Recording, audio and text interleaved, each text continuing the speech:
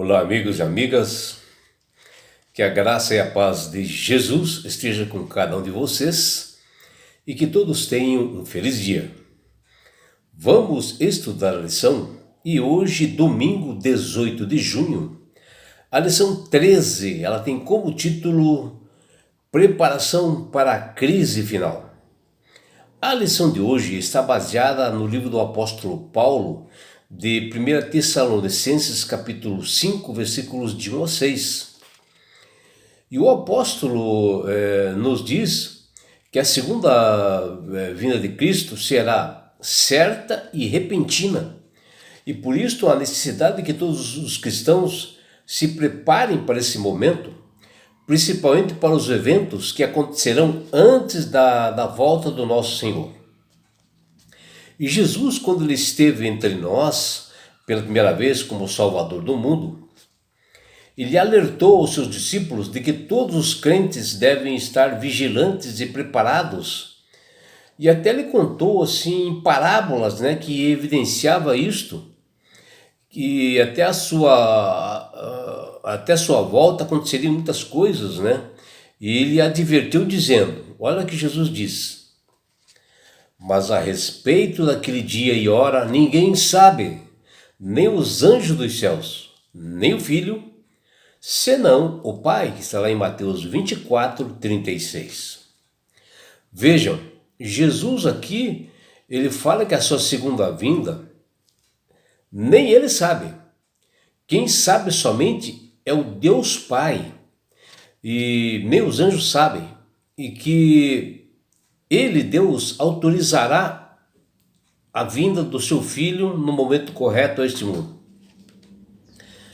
Mas por que não foi revelado o dia da volta de Jesus? Bom, certa vez eu ouvi alguém falar, ele diz assim, se eu soubesse o dia, a hora, não seria pego de surpresa. Faria todos os preparativos e ensaiaria um grito de vitória. Bom, Deus quer levar as pessoas para as mansões celestiais, E o máximo possível de pessoas, Pessoas que são assim sinceras, que amam o Senhor e são fiéis. E essas palavras parecem lógicas, mas há nelas assim uma armadilha. Se você soubesse o dia, a hora da vinda de Jesus, não seria pego de surpresa para esse retorno do nosso Mestre. E por isso que ele só deu somente seus sinais da volta. E Mateus, que tem lá em Mateus 24. E essa espera que todos Jesus espera, é que todos se preparem, para essas crises finais que acontecerão antes da volta, e que Jesus predisse isso em Mateus 24, e ele profetizou para os seus discípulos quando ele estava lá no Sermão da Montanha. Ele falou isso, e que tem muitas coisas que já aconteceram e estão acontecendo. E Tito, em seu livro, está lá em Tito capítulo 2, versículos de 11 e 14, ele nos diz algo para nós nos preparar. Olha o que diz lá: porquanto a graça de Deus se manifestou salvadora a todos os homens, educando-os para que, renegados a impiedade e as paixões mundanas, nós vivamos o presente século sensato, justo e piedosamente, aguardando a bendita esperança. Está lá em Tito, capítulo 2, versículos de 11 a 14. Jesus, em Mateus, no capítulos 24 e 25, ele conta várias parábolas sobre a importância de nós estarmos preparados para a sua segunda vinda. Ou seja, a bendita esperança. Onde um dos pontos importantes para todas as pessoas é aceitar o Messias como seu Salvador e Senhor através da fé, se arrepender dos pecados, se afastar das paixões mundanas e viver pelo poder do Espírito Santo assim, uma vida íntegra, correta e marcada pelo amor ao próximo. O apóstolo João, ele menciona para os crentes de Tessalônica, né, sobre a sua segunda vinda, ou seja, a segunda vinda de Jesus, e ele repetiu os ensinamentos que o mestre havia falado para ele e até advertiu as pessoas sobre a importância de vigiar e ficarem atentos, sóbrios dentro da palavra de Deus e se prepararem para este momento, que fala lá em 1 Tessalonicenses, capítulo 5, versículos de 1 a 6. O apóstolo elogiou a igreja de Tessalônica por eles terem passado assim provações, né, naquela época, e eles se mantiveram firmes, né, em meio a duras tribulações, porque logo após a morte de Cristo houve muitas perseguições para os cristãos, né? E eles passaram por isso, e Paulo estava elogiando eles nesse momento. E eles permaneceram firmes, né, na fé, em amor, esperança, na segurança de ver seu Salvador regressar logo. E Paulo assegurou que aquele grupo, que hoje chamou de filhos da luz, que está lá em 1 Tessalonicenses capítulo 5, versículo 5, eles estavam assim inteirados, né, com a precisão de que o dia do Senhor, ele viria como ladrão de noite, né, sem alguém soubesse, que está lá em 1 Tessalonicenses capítulo 5, versículo 2. E que que eles lá se mantivessem assim fiéis até o último momento, né, para que eles pudessem ser salvos. Essa era a orientação do apóstolo Paulo. E não como aquele que voltaram assim apenas para alguns, né, que alguns acham, né, mas sim para todos, onde todo olho verá, ou seja, todos verão ao mesmo tempo a volta de Jesus, com um sinal desde o Oriente até o Ocidente, que fala em Apocalipse 1:7. Todos verão ao mesmo momento. E nós, como crentes, devemos esperar Jesus como nosso Rei dos Reis, Senhor dos Senhores, que Ele se manifestará em glória, quando menos que ao menos naquelas pessoas que fiquem nas trevas, né? Esperam a noite e não acontece, né? Não guardam realmente a volta do Senhor. E Paulo fala para nós, irmãos, que nós não estamos em trevas, porque para esse dia como ladrão, ele não vem nos pegar de surpresa, que nós estejamos preparados para esse momento. Está lá em 1 Tessalonicenses, capítulo 5, versículo 4. E apesar de nós não sabermos, né, o dia nem a hora, que fala lá em Mateus 24:13, nós somos exortados a vigiar, ainda que durem muito tempo, mas que nós não podemos ficar dormindo, né, que nem os demais, os incrédulos, né, que ele fala lá em 1 Tessalonicenses 5:6, essas pessoas que vivem fazendo com escárnio de Jesus, duvidam da volta de Cristo, essas pessoas estão nas trevas, perdidos, né? E esses serão pegos de surpresa, né, quando Jesus voltar. E por isso a importância de todos os cristãos vigiarem, se prepararem e estar espiritualmente alertas, né, e estar sóbrio, levar a sério, né, os sinais que Cristo predisse em Mateus 24, principalmente a época em que nós vivemos hoje. Bom, nós conhecemos a verdade e devemos observar os estatutos e mandamentos de Deus na integridade, que nós utilizaremos também lá no céu, os nossos ensinamentos. Nós deveríamos já estarmos preparados, como Jesus estivesse voltasse hoje, agora, sendo que para que os que estão lá nas trevas, eles não querem aceitar a Jesus como Salvador, e a sua volta e aparição nas nuvens dos céus será uma surpresa para eles. Mas para nós não pode ser surpresa, nós temos que estar preparados. Não sabemos o momento exato, né, do retorno de Jesus, somente os sinais, mas o Senhor não vai deixar nós nas escuras, né? Porque nós sabemos da verdade, estamos na luz e sabemos o momento que Jesus poderá voltar, pelos sinais de Mateus 24. E ele, Jesus, nos ofertou a luz o suficiente para nós, para não desprezarmos as profecias que Paulo fala lá em 1 Tessalonicenses 5,20, porque elas nos tornam os conhecedores do tempo. Por isso é da importância das profecias, se nós estudarmos as Sagradas Escrituras. E o apóstolo Paulo nos diz, e digo isto a vós outros, que conheceis o tempo, já é a hora de despertardes do sono, porque a nossa salvação está agora mais perto do que quando no princípio cremos. Está lá em Romanos 13:11. E por isso, amigos, quando Jesus veio pela primeira vez, quando ele estava com seus discípulos, né? Ele proferiu assim, um sermão profético, né? O famoso Sermão da Montanha, e ali ele apontou os sinais da sua volta, como estaria o mundo nas condições, né? E ele mencionou um ponto importante, que é vigiar espiritualmente e não dormir como os demais. Vejam a importância de nós nos prepararmos para esse momento.